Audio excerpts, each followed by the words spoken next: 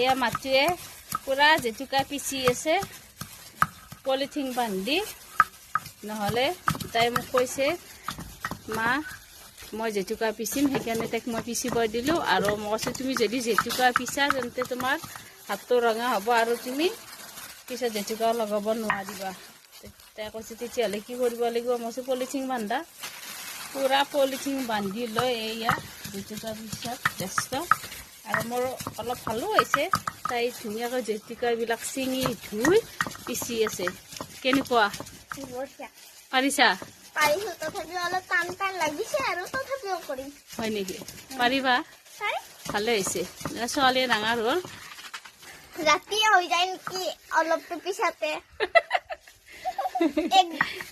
মায়ে পিছিলে ফটক কৰি 1 মিনিটত ৰঙা হৈ যায় মই পিছিলে দেখোন ৰঙাই নহয় ৰঙা কিয় হ'ব তুমি পলিথিন বান্ধি আছা তুমি তোমাৰ হাতটো ৰঙা হ'লে তুমি আকৌ কেনেকৈ জেতুকা ল'বা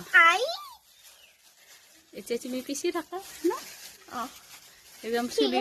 পাছপা বান্ধি গৰমতে তথাপি বোলে তাই পিচক পিচিব ইচ্ছা হৈছে আৰু সেইকাৰণে হয় নেকি নহ'লে পিচিলো তুমি পিছা নহ'লে মই পিচিম তুমি নোৱাৰিলে ঠিক আছে